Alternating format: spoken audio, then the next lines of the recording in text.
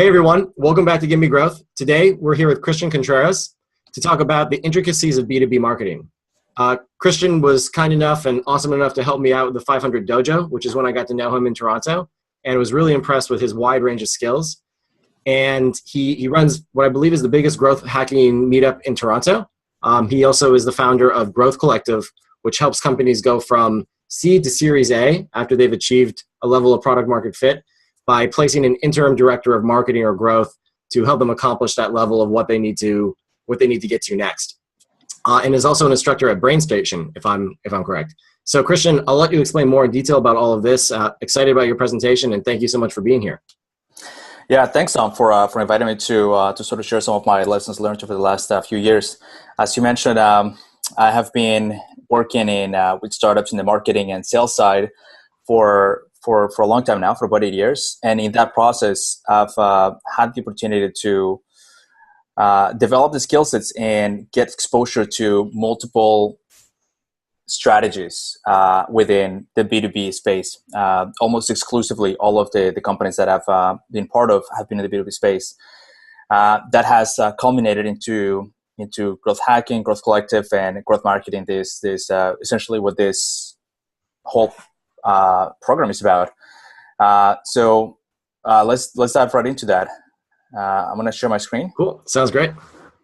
So the presentation today, or the talk that we're going to do, is about B2B sales and marketing.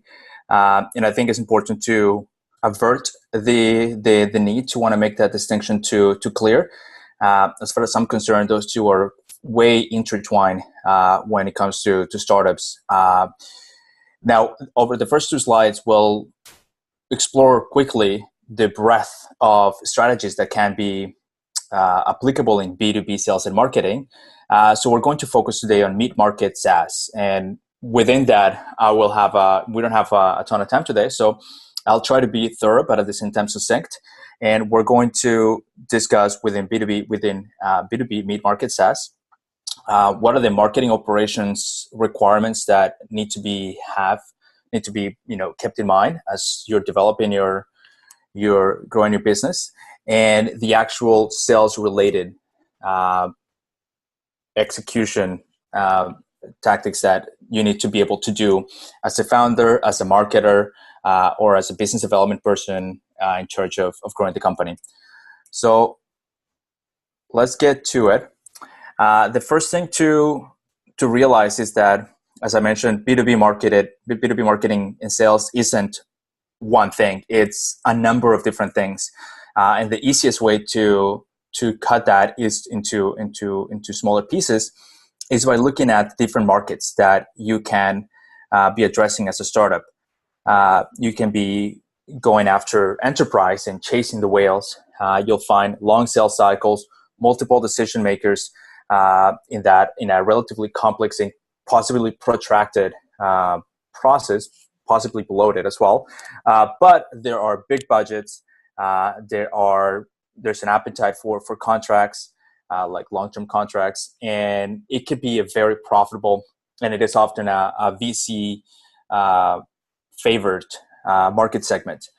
Then we have the mid-market segment, where the sales cycles are going to be shorter. We're still looking at 1 to 2 months, but within the consideration of what it could be in the enterprise, that's definitely relatively short. There's still be multiple decision makers, so we're not getting away from those just yet. But the amount of them should be manageable. We're not looking at a boardroom full of people, just a handful of maybe 3 to 5 individuals that will have a say and that will want to be part of the process. And lastly, we have flexible budgets. We see companies in the B2B mid-market space like Buffer monetizing at $10 a month, and some of Marketis clients would fall under this category of mid-market clients, and they're looking at maybe $30,000 a year. So broad range of pricing structures. They have flexible budgets, and that can be quite useful. And then on the SMB, we have very short sales cycles, possibly impulsive buys. We could have this positive effect in terms of actually getting more money in the company, but at the same time, impulsive buys could also result to impulsive cancellations. And this group can be a little bit more fickle and hard to manage. There can be a single decision maker more often than in the other two scenarios, but they do have small budgets. Now, having said that, the SMB can in itself be a very attractive strategy because of the long tail. Essentially, you're looking after a huge ocean of potential prospects. And in this, if in the enterprise you're chasing the whale, in the SMB you're chasing scale. And in many ways, SMB B2B marketing is very much like B2C marketing. The amount of diversity in the actual companies that could fall under your target market within the SMB can be quite broad, which allows for some positive effects, like there's less injured market competition, which means that there's a higher propensity for prospects there's a better possibility for word of mouth and for your brand to spread naturally than you might find in other markets. But it can be very hard to prospect. It can be very hard to be able to distinguish between the company that in the SMB market that is a good fit for you and the ones that are not. So in my opinion, the best way for a startup to start is going to in the mid-market. It is predictable. It is easy to segment. The verticals within the mid-market can be easily made apart. And when we look into prospecting, the mid-market, whether versus the SMB, the difference is worlds apart. So we're going to focus on the mid-market. And the second thing to consider in your business is that you're likely going to be falling under one of these or another one that's not here, a pricing model, whether it's something like SaaS or a single purchase, whether your strategy is to do a land grab and exit early, which is a legitimate way to capture value, or a freemium, or there's so many different ways. And depending on if you have a freemium strategy, for example, chances are that only a small percentage of your freemium customers are becoming premium, and therefore your lifetime value is quite. It could be quite low, which in turn restricts the options that you have as a marketer in whether you can go to paid or whether you have to stick to organic growth. So the implications in marketing of your pricing strategy are quite significant. It is also, pricing in itself can be a strategy for growth. Just doubling the price has been shown many times to have a really positive effect on your growth projections. It's definitely something that I would argue for. Try to increase your price as much as possible, as early as possible, so that you can relieve pressure from the top of the funnel. Think of it as a pressure valve. So for this talk, we're going to talk about mid-market agencies or mid-market companies in a SaaS business model. We are going to be looking at normally 4 to 8 weeks sales cycle, 1 to 5 key stakeholders, the potential revenue to be made per month is between $50,000 and $1,000. And something that we haven't touched on yet is the distinction between self-serve and high touch. In B2B enterprise, there is an absolute necessity for high touch.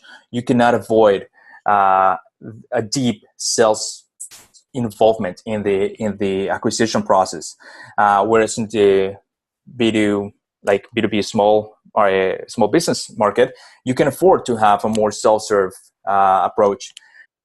In the mid-market, you can have both, and frankly, you should start with high touch because when you're getting started, you have the luxury of time and resources, relatively speaking, and you should try to maximize the face time and the engagement that you have with customers to be able to understand exactly what they want, what they need, and maximize your chances of converting them. So I would not shy away from high touch. I would encourage that. I meet a lot of entrepreneurs that want to go the self-serve way because it allows you to almost hide behind your computer screen, play mechanic, and with conversion rates in A/B testing, and think that you're going to grow your business like that. And although that's possible, I recommend the high touch approach, at least as you get started. Learn how to do it, because once you learn how to be able to sell and have a sales team and a high touch sales engine in place, you can then choose to in your go-to-market strategy, as you move forward, you can choose to translate those things that you've learned into the enterprise market, which will give you leverage and a great story to tell to VCs. Or you can choose to go down market and simply open the floodgates to a self-serve, while at the same time maintaining that high touch. And it just gives you choices. If you start with self-serve, you either have to try to learn high touch down the road, or you're stuck with a model that can be very B2C style of marketing.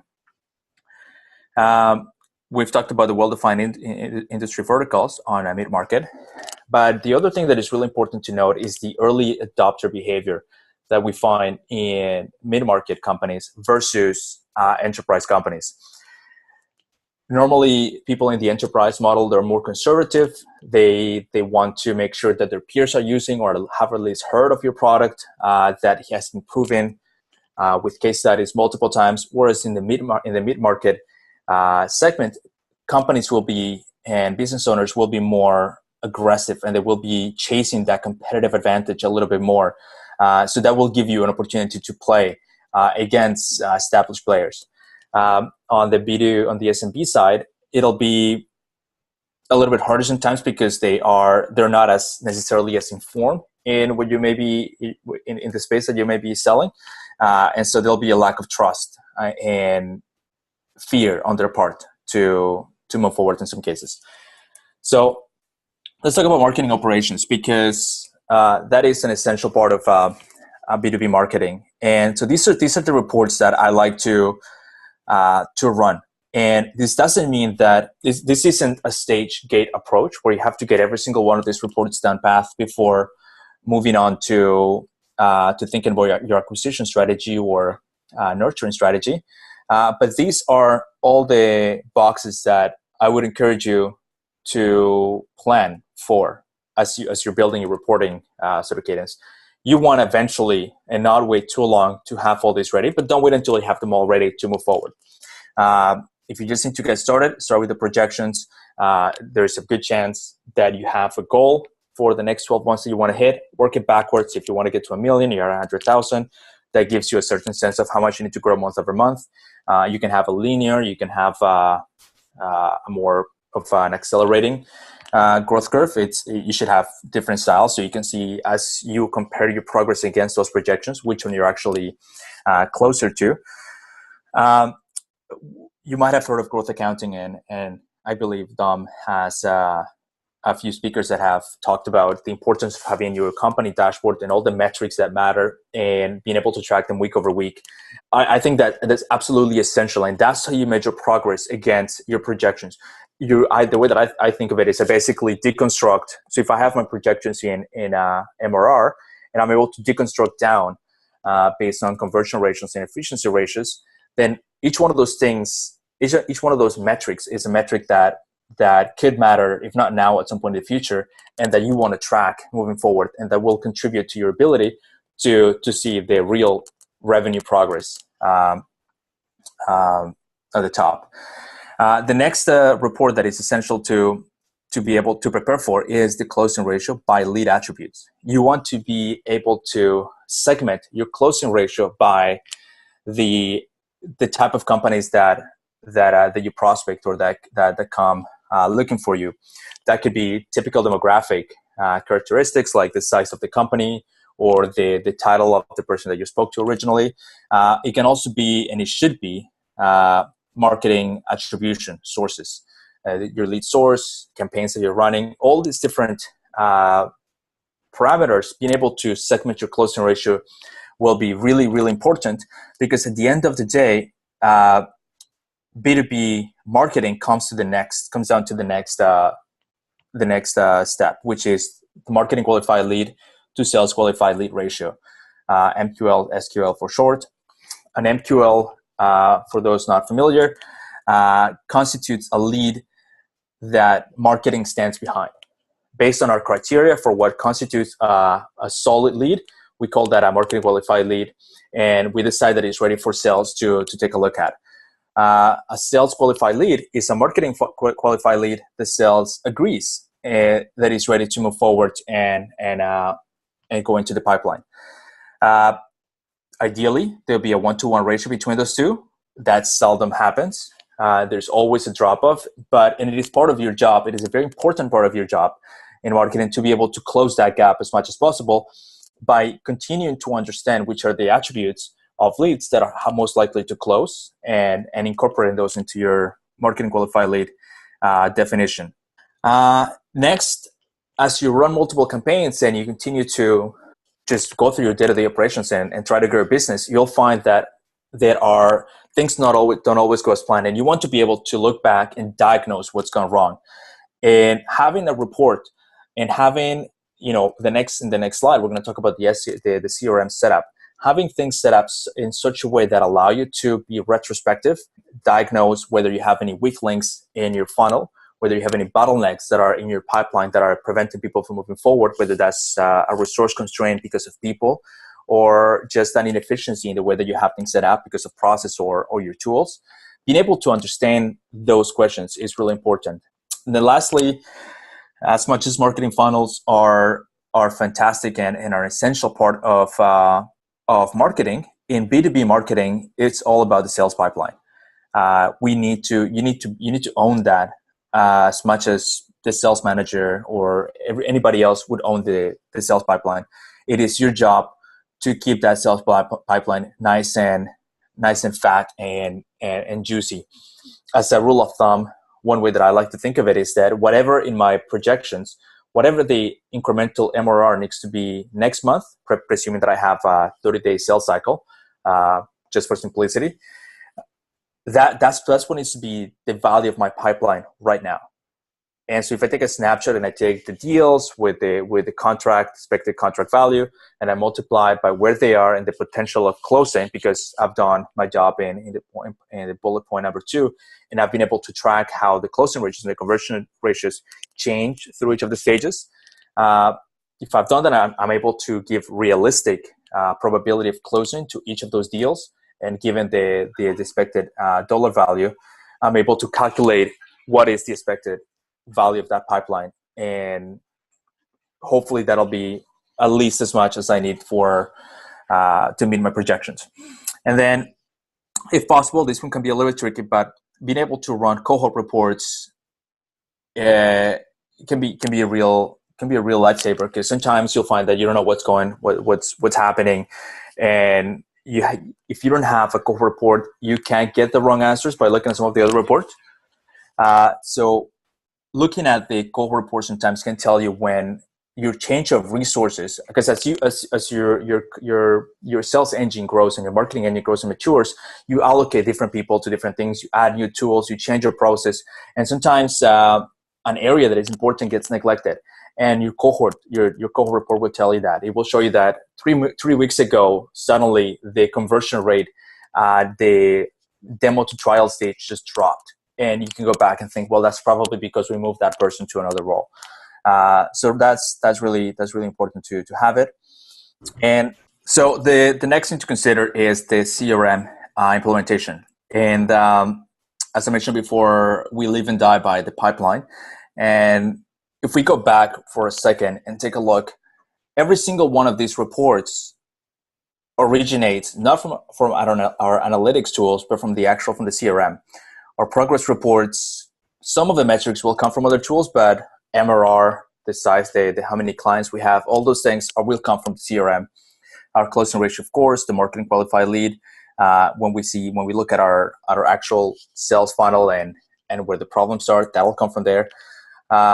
So being able to set up your CRM effectively is really important. You don't have to spend a ton of money getting the enterprise version of Salesforce. You can get started cheaply using something like the HubSpot CRM and sort of graduate to more sophisticated versions later. It can be a bit of a pain to migrate all of your setup and your data from one CRM to another one. So, do so. Be careful not to want to do that very often, or to expect to need to do it very often. So let's get into it. When we really deconstruct CRM, it is a combination of objects, such as a lead object, organizational object, and a deal or opportunity object, which have attributes, fields that pertain to that specific object. So when we have those, there's usually those three: the contact or the lead, the organization or the company, and the lead, or the deal or opportunity. The way that those relate to each other, the way that information flows from deal to organization and to lead backwards as the prospect moves through the funnel. All those considerations are really important to keep in mind. So let's start by looking at the first thing that you want to make sure that you capture is all the personal details, and that kind of goes without saying, but it needs to be said anyway. We gotta have the title, the name, the email, all this just necessary details for normal communication. Then on top of that, we want to have company level details. These are also just demographic, the size of the company, the industry that they're in, that may not be necessary for closing the deal, but when we go back to wanting to run a report for closing ratio, it'd be great to be able to run it against these attributes. Next, we have the attribution details. And as marketers, this should be second nature to us. For every UTM field, there should be a corresponding UTM field in the CRM, in the lead object, and we should pass those through to organization and to deal. It's not good enough to just keep them at the lead level. We want to move them to all the way through, because sometimes, depending on the system that you have, it may not be possible to run reports that cross over the three objects. So having the attribution in all three objects is quite important. The next thing to make sure that you're including in your configuration of the lead and the opportunity subsequently is the problem details. We want to understand, what is the workflow right now? What are you using? Have you looked at competitors? Where are you in the buying journey? What are the challenges that you're facing? All these questions that we're going to dig into in a couple slides when we get to the actual sales execution. You want to make sure that you have a space for those. Next is the lead status and outcome. It's not always good enough to just keep it basic and say unaddressed, work in progress, and either moved on or didn't. It is important for personal time management and to make sure that nothing falls through the cracks. It's good organization to be able to break the real in-between statuses that work in progress can take and the actual outcomes. So examples of outcomes can be it actually moved forward. So normally that is automatically set for you once you create an opportunity or a deal for the lead. But on the negative side of outcomes, it can be that the lead was disqualified or that the lead was disengaged. Those two are valid distinctions that need to be made. In the in-between, it could be that the person has been contacted. It has been contacted. If there's any specific nuances about your sales process that are recurrent, they need to be part of those lead statuses so that you can manage your time effectively. And so that we're going to talk briefly about lead nurturing or lead follow-up. If you find that there is the number of people that are requesting a demo, for example, the number of people that are actually scheduling those demos, if there's a big disparity between those two, being able to know exactly which was the last action that you took for a specific lead will allow you to keep yourself honest and to keep your team honest and make sure that you're making the most of every lead and not just contacting them once and then moving them to disengage. There should be as many statuses as necessary contact points for you to properly do justice to a lead. Next, we look into the pipeline stages.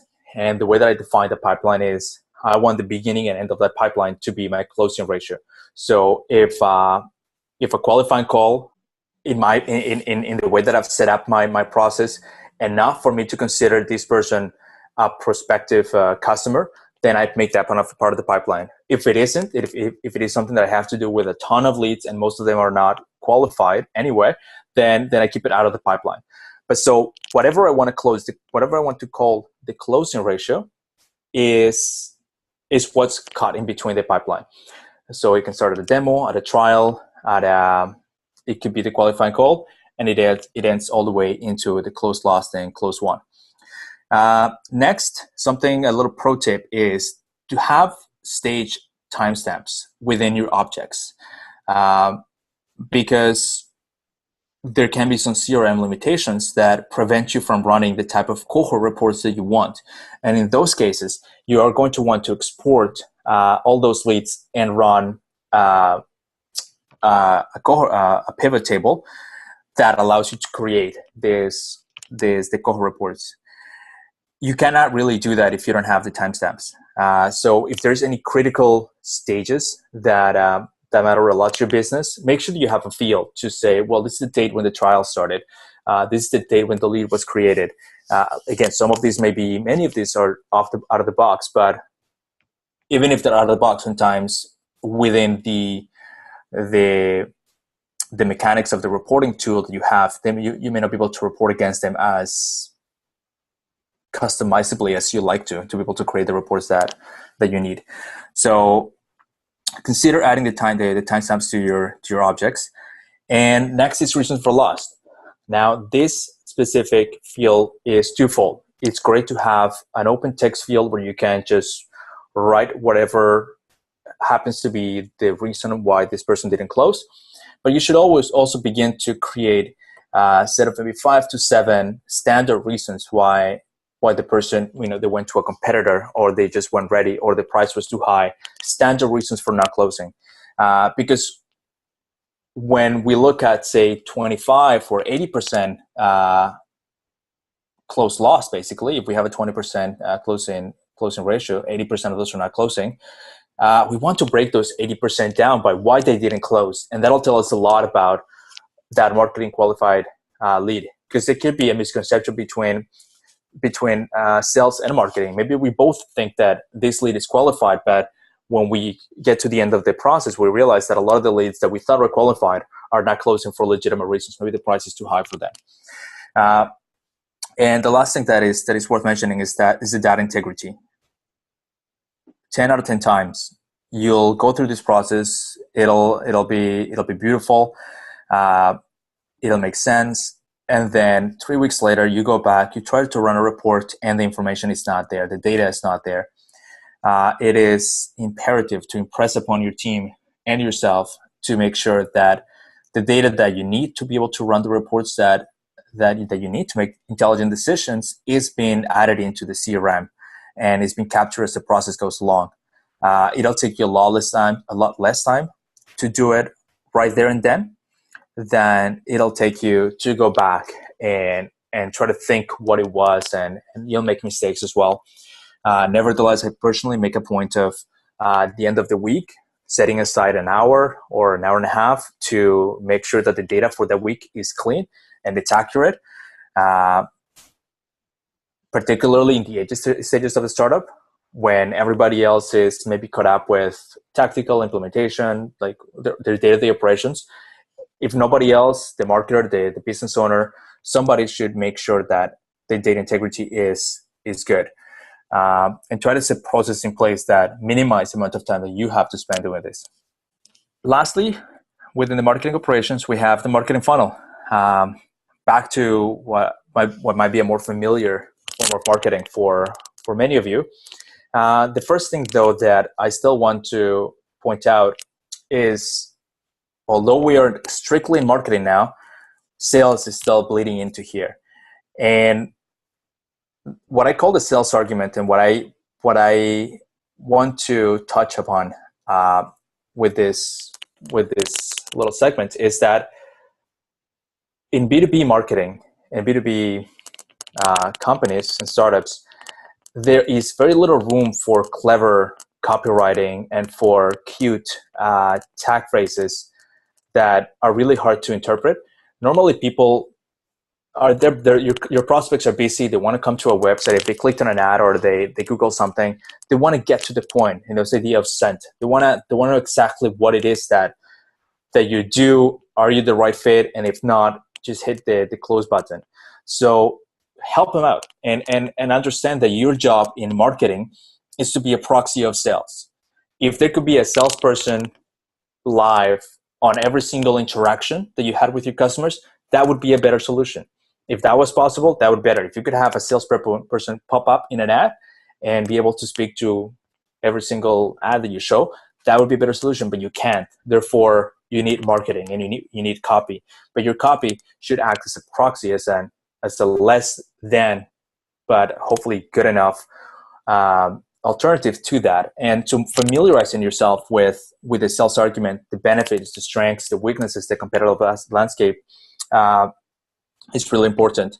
It is part of product marketing and sort of your broader go-to-market strategy. So I'm sure that you're already thinking about all those aspects from that perspective, but you go deep, go tactically. I like to sort of think and say that if you can, within B2B, if you can't sell it, you possibly can market it.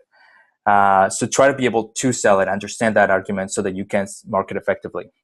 Once you have the words down path, then the next thing to consider is this strategy, to roll out strategy at a more tactical level and from predictable revenue, which we'll touch on to in a couple slides as well. There's the idea of spears versus nets. I like to add into that magnets, and I think you'll see why. Always begin, and I think there's already been a presentation on outbound email. I love it because it's a perfect spear. You can have a clear group of people that you want to go after, and you email them directly, and either they get back to you or they don't, and you can continue sending those spears. It's controllable. You can dial up or dialing down how many people you're going to email based on your historical efficiency ratio, and that gives you control over your projections and your ability to meet those projections. But it can be, it's a start. It's a great spark. It's a great catalyst, but it can be limited. And soon enough, you're going to have to move to a wider net where the quality density of leads will be lower, such as paid ads, but it can be more scalable. So that's what I mean by nets. And having a good spear or direct strategy and a good paid or broader strategy allows you the luxury to work into magnets in an inbound strategy, organic, referral, content, all these different things that if you bet your company too early on them, you might fail because you don't have direct control over them and they take a long time to build. But if you have a good set of spears and a good set of nets in place, you will buy yourself the time to develop the magnets, which will ultimately have a much lower cost per acquisition and be more scalable. And go hand in hand with brand awareness, which will be a follow-on addition to the strategy. The next thing to consider in your day-to-day of B2B marketing is the conversion rate optimization and the tests that you're running. I like to run as much as possible 2 kinds of tests at the same time: exploratory tests and optimization tests. Once I find something that works, it's great to try to trim the fat on that configuration of targeting or that type of titles you're emailing, and try to understand what is the most efficiency that you can derive from this set of parameters that worked. And at the same time, if you just focus on that, you may very well fall prey of local maxima, which is why one of the 2 reasons why it's important to have exploratory tests going on at the same time that allow you to pick up weak signals of what could be the next great configuration of targeting for you to move on to once the one that you're working on begins to degrade, which it will. And I'll jump onto that, scaling against saturation, before I'm moving to lead follow-up. Particularly with all of them, particularly spears and nets. As you try to scale that, as you try to send more and more emails and open up your targeting to more and more people, there'll be or even if you don't open the amount of people that do the amount of targeting, even if you don't open the targeting that you have for a specific paid campaign, just continuing to show ads to the same people time and time again will degrade its efficiency in any case. So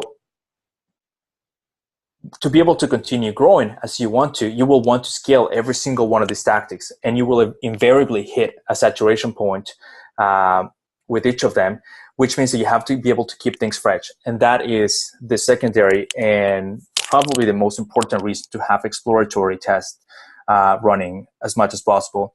They will give you a backup plan of what to do when this beautiful nugget of gold of targeting that you found no longer works. Once your Facebook frequency starts getting too high, or you begin to run out of people in the database to prospect of a specific title, you need to have a plan B. So that's on scaling against saturation. The last thing to consider in your day-to-day, as I mentioned earlier, is the lead follow-up, re-engagement, and nurturing. You will find that, well, there are very few B2B companies that can have the luxury of buying process in one sitting, and that being the average. It can happen, but it's not the standard. It's not the rule. Chances are there's a multi-touch process, and the very first step is for them to request a demo, to request pricing. If you're going with the low touch self-serve approach, you can have request a trial and start a trial. But in any one of these cases, there will be a significant drop between the amount of people that essentially give you their contact information and the amount of people that take more proactive action. Your ability to understand the right way to follow up with them, because sometimes people they have every intention of continuing the process, but life gets in the way. Maybe a competitor followed up sooner. Any number of reasons. Being able to follow up with them proactively, have an automated email that goes out right away and tries to get them to maybe schedule that demo, or have a person that is dedicated to calling them back and trying to re-engage them. That process is really important. I like to, when we look at follow-up, re-engagement, and nurturing, I also like to approach each one of those separately. So not trying to set up programs that hit each one of those three goals at the same time, because that'll pull you in different directions. So same as we focus first on spheres, then on nets, and then on magnets, I like to focus first on the follow-up. Once I feel very confident that my lead follow-up process is really, really effective, then I can move on to spending some of my time into understanding what is a good way to re-engage lost opportunities, lost leads, maybe people that went cold and just we disengaged and we want to bring them back. Maybe we have a new product update and we can share that with them. If you have a newsletter and you have the resources to keep that content fresh, then that's also a great thing to do. And then lastly, nurturing the leads that are just so early in the buying process that, well, actually, something in terms of nurturing, something that is also worth pointing out is that when we go back to the nets, to paid campaigns, chances are the imperative of growing as fast as possible and shortening the sales cycle as much as possible will drive you towards having call to actions that are very close to the middle of the funnel, as close to the middle of the funnel as possible. You will want to have that request a demo versus download the ebook. But eventually, you will want to expand into further up the funnel and open up more or less aggressive call to actions, such as download this book. And when you begin to delve into that side of the funnel, your elite nurturing programs will be very important to be well developed. They need to then take that person to download the ebook and understand what it is that they're interested in, do some continuous profiling, and understand more and more about what they're interested in, so that we can sell them into our way of thinking. I'll deviate for a second and say that when it comes to content and nurturing in the B2B space, normally you're trying to evangelize a better way of doing something, and you want to sell them on that idea before you sell them the product. When you start looking into this top of the funnel, very, very top of the funnel campaigns. The last thing that I want to point out in this slide here is that a lot of these things could be automated.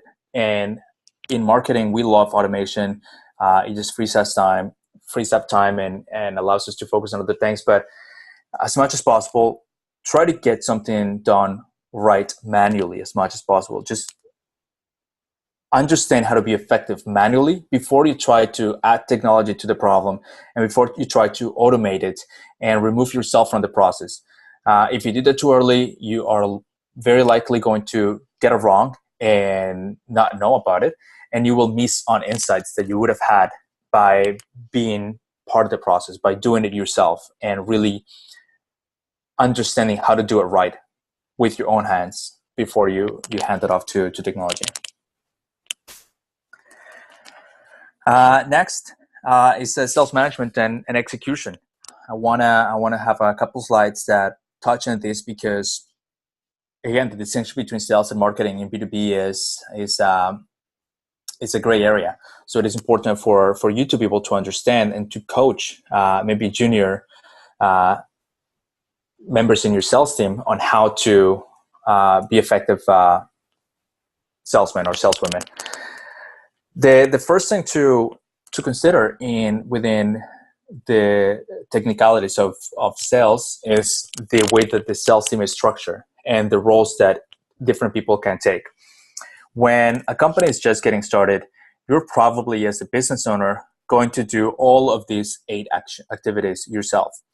You're going to do the research, you'll do the outreach as well, you'll try to determine whether the person is a good fit, try to give them a demo, sell your product, then negotiate an agreement and close it, get the payment details and any contracts that need to be signed, show them the platform and how to use it, support, respond to any questions they have in the future, and then try to, if you have any time left, proactively to make sure that they are being successful and that you can possibly get referrals or account expansion from that deal.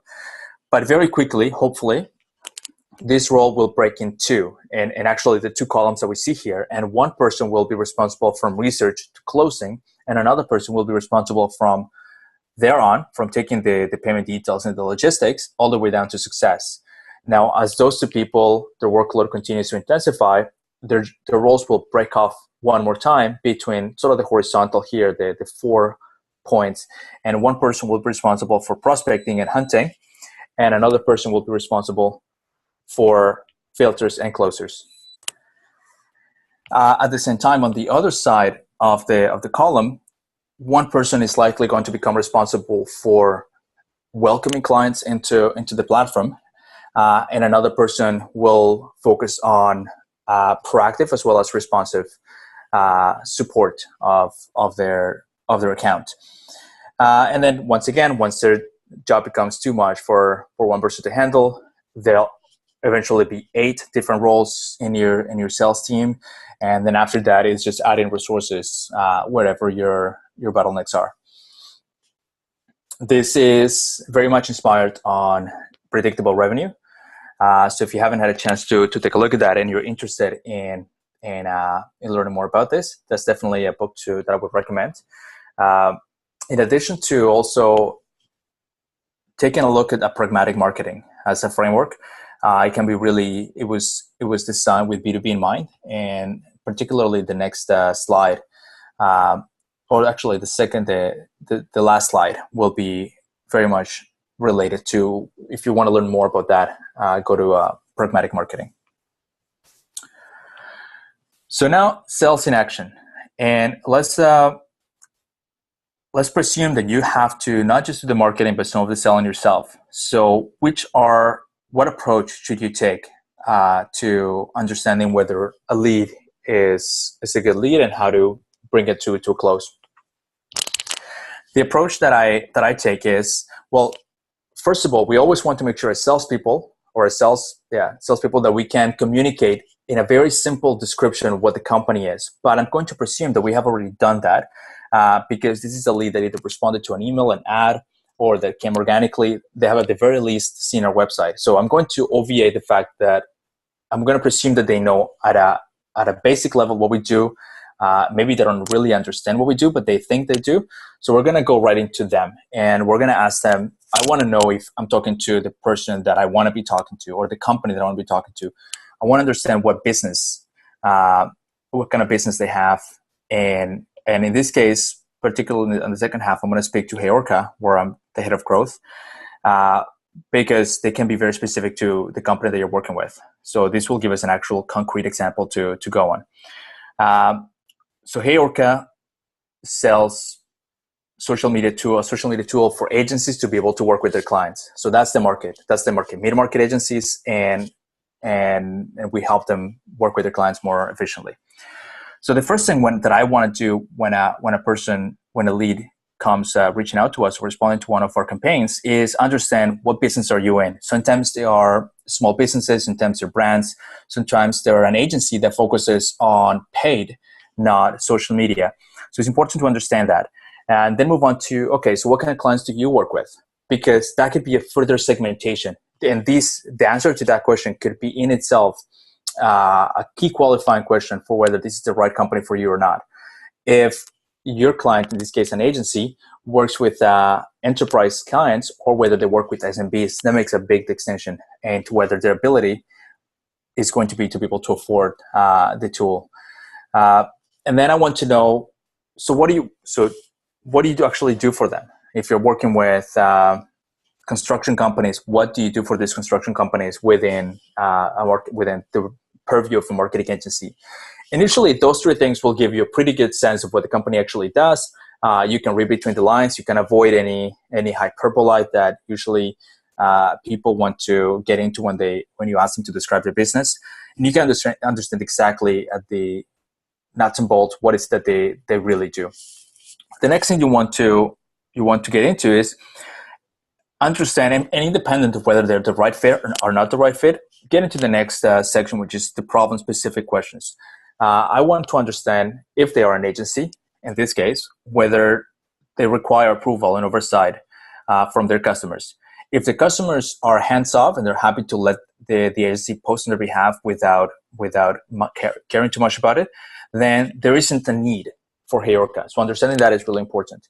The next step that I want to get into is, okay, so if you do have an approval and oversight process, what is that workflow like? What are the tools that you're using? Show me what your status quo is so I can understand the context in which you came to us looking for help.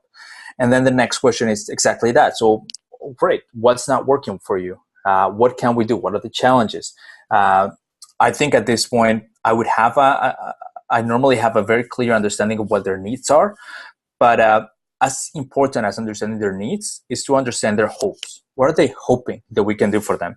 And sometimes what they hope we can do for them is something completely outside of our business vision. In which case, you will point them in the right direction, create some goodwill, and that's it. Normally, once you finish those two kinds of questions, what do you do, and talk to me about how your process is, and try to understand what their needs are. With that information, you're going to counter and sell the individual on why your business is the right solution for them, presuming that it is. If it isn't, then point them in the right direction. But if it is, you want to sell them, and you want to match the strengths and the features and the benefits of your product, of your solution, with the expectations that they just outlined for you. And then at that point, so there's the old acronym of BANT: budget, authority, need, and timeline. And we need to understand that all those four things are in line to be able to anticipate a sale coming at the end of the process. So we just established the need, and we sold them, and hopefully they, independent of whether they're the right person to be speaking to, hopefully they are sold and they can become a champion. Normally what happens is that they ask you pricing. So, how much is this going to cost me? And so that's a great opportunity for you to give them a real answer, and then dig into the budget. So the question of need and budget get taken care of relatively naturally. And then comes the question of authority and timeline. And those two are tricky, because that's where B2B sales can become a bit of an art. authority and timeline are often used by the prospect as excuses, polite excuses. I'm not the right person, even if they are. This is not the right time, even if it is the right time. So being able to navigate those two questions is something that takes experience, and it's a really, really important point. So let's touch a little bit on what it takes to, or like the process that is used to understand the authority. And I think authority at this point, particularly within the context of a multi-stakeholder sales process, which is almost always the case in B2B sales and marketing, authority is not the point, because you're not talking, yes, you're talking to a person and you want to understand what is your authority, but more importantly, you want to understand the political landscape of the company that person represents. So you want to move beyond them and begin to dig into, okay, so are you the economic buyer? Are you the person that's going to be writing the check? Or are you the actual user, the functional buyer that is likely going to be an influencer, but maybe not a decision maker? It could be a great champion. In some cases, more technical, particularly in the enterprise, there is almost always a technical buyer that could be a blocker potentially. So understanding who they are and what they need to hear is really important as well. Another way of thinking about the political landscape on the other side of the table, on the other side of the phone, is to understand who are the champions, the potential influencers, who are the decision makers, and there could be more than one, and the stakeholders, the people that will be indirectly affected by this decision. You could boil those down into three categories: mobilizers, talkers, and blockers. And if you can do that, if you can understand whether the person, if there's 10 people on the other end of your demo, and you have been able to do a little bit of homework to understand which are the people that are actually, that have the psychology to want to move things forward versus the ones that have the psychology to come up with problems and reasons why things can't be done, and the people that just talk and have no predisposition or capacity to actually foster change. If you can make those distinctions, then it'll make your job a lot easier, because you can focus on the mobilizers. You can only pay enough attention to the blockers to try to keep them happy, and to the talkers to keep them engaged. But know that the mobilizers is what's going to really matter to you. Next is the timeline. Once you have an understanding of the political landscape and you know that they have the budget and they have the need, you want to know if the time is right. Now, particularly in enterprise deals, when the fiscal year end is for the business, can be constrained on whether you can or cannot close the deal. So just knowing those things ahead of time is important. If the person has, or the company has big urgency around the solution that they need, maybe because one of their clients is asking for it, or maybe because something is about to break, understanding that is really important and can go a long way to speeding out the deal and to not losing it. But the common denominator across every deal is understanding the buyer journey and understanding where that person is in their process of procuring or solving their problem. Are they just doing some exploration, some research, and they're just requesting demos with every person that they come across, even if it's not if only remotely close to what they need? Or have they already done their homework and they know exactly who your competitors are, and they're ready to begin a pilot project? Do they have already someone to go? Understanding what that timeline is really important. And that's it, folks. That's my run through of B2B sales and marketing. I hope you find it useful. And if you have any questions, I'd love to answer them. Cool, man. That was a fantastic presentation. Thank you for putting that together. My pleasure. Yeah, I really like the example at the end too. It tied it all together. One thing that I wanted to touch on, really, like a couple of things that I thought were really important, were the high touch approach in the beginning, and not hiding behind your computer screen as a mechanic. I think that's really important. It's really easy to do. Even I find myself doing that sometimes because it's literally so easy, you know? Sure. And also selling something, selling essentially a better way to do something, like the outcome, rather than just selling the software, is really important too. So I like those 2 points a lot. And of course, getting things done manually, right? But can you talk a little bit about value-based selling? Because pricing is one thing that you touched on. And as a startup, it's very hard it's very intimidating to charge too much. And we all end up charging too little. What is the best way to kind of like go about figuring out what is the value of your product or service? I think at the end of the day, in my opinion, the best way to try to understand anything is through empirical evidence. So what that really means is just test it out. Start low. If there's nothing wrong with starting low, maybe very low, just to get some data points and get some feedback. And you're basically, even if you could be charging more, you're paying to be a player. Mm-hmm. And to grow your business and to de-risk it and to understand your market, who they are, really what they need. But very quickly, you want to start understanding that pricing plays a crucial aspect in your whole marketing strategy, and that you're going to want to ramp that up as quickly as possible to, as you mentioned, what the value really is. And value-based pricing speaks to the understanding that you shouldn't price your product based on what it costs you to offer it to the prospect, in particular in the case of SaaS and sort of digital products. That's essentially the marginal cost of offering a new user or a new deal could be negligible, provided that all the fixed costs are already in place. So understanding what it's worth to them is really important, and you can create a hypothesis as to what that is, but then you have to test it, and you have to double your price until you hit double your price and monitor the effect and closing rate.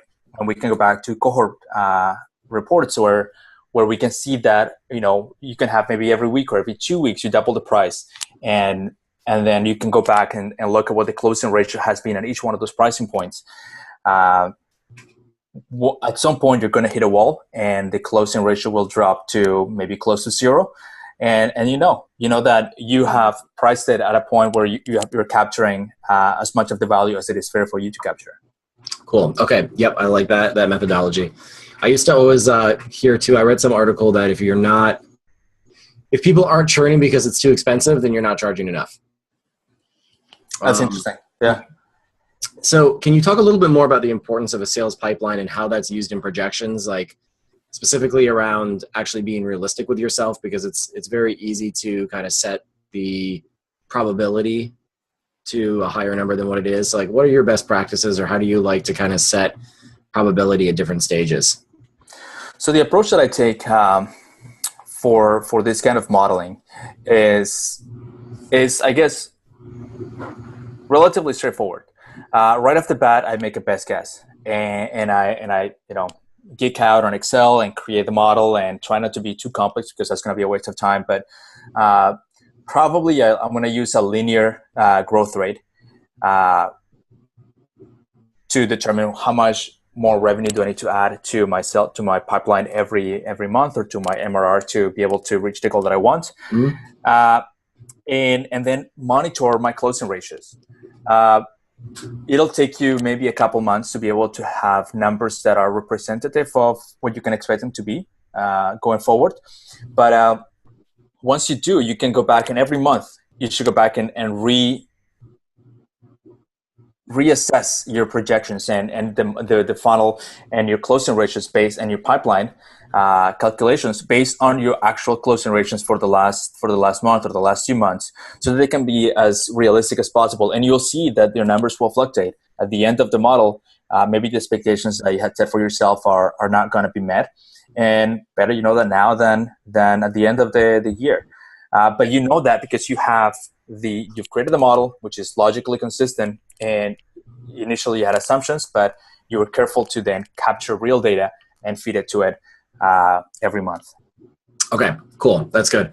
And on a less quantitative level, how do you go about driving urgency with a lead that seems apathetic? Are there any good kind of strategies or tactics that you've found that you can use that do not end up putting you in the used car salesman camp of, oh, the car's going to be gone in an hour, but like, what's a good way to kind of like make people realize the value or drive more urgency in the sales process that you found? Yeah, I think that there are two things to mention that I believe are quite important, and so I'll answer the question with the caveat. The caveat is what I'll mention later. So one way to drive that urgency is to highlight. Ultimately, action is motivated by pain in many cases. That's why they came to you. They have a problem. If everything is working well, if they're being effective, then there is no reason for them to buy anything from you. So something is not working, and you need to make that real. It's not just a problem in their business, it's a problem in their career. Ultimately, the flip side of that is that every B2B product should be sold to a professional with the promise that you're going to make them a superstar. This is going to make you kick ass. You're going to get a promotion by incorporating this into your workflow. And the flip side is that if you don't, then that's not going to happen, and your business is going to suffer. And really get to when we talked about the questions of, talk to me about what you're doing and what's not working. Really dig into that. Really go deep and get them to go past their canned answers and to really tell you what that means, what that's meaning for them. And if you're tactful, you can get people to open up without sort of coming across as a used car salesman. Yeah. But the caveat that I had is that it's important to strike a balance between doing everything you can to close a sale, yep, and wasting time in a sale that is not going to close. If a person doesn't have urgency, if a person is not ready to close because sales processes in B2B can be very long to begin with. So if you go out of your way to protract a sales process, then it's never going to end. And you're going to end up with, a pipeline full of whales that are never going to close. Yep. So be realistic before you try to twist their arm with sales tactics.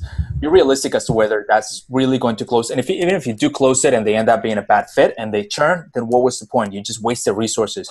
Focus. If you have a really good business and you're fulfilling a real need, and you have you're going with a mid-market agency, which is easy to prospect, and you can create an engine of growth behind it. Your time should be better spent trying to close hot deals, yep, than trying to turn things around with deals that should just be put in the back burner. Okay. Yep. I totally agree with that. Those are really all the questions. I literally erased about 7 of the questions because as you continued to go through it, you answered the things that I had, specifically around how do you find the right person with authority? How do you ask somebody who else should be involved without negatively impacting the relationship? And also asking about budget, which is very challenging because everybody always says well, what does it cost? So you covered those two finally at the end, which was great. And I just want to really thank you for doing this. This is really helpful. My pleasure. It was really fun to put this together, and I hope that you'll find it useful. Of course, yeah. So I'm going to end the video now, and I'm going to say goodbye to you, okay? Okay.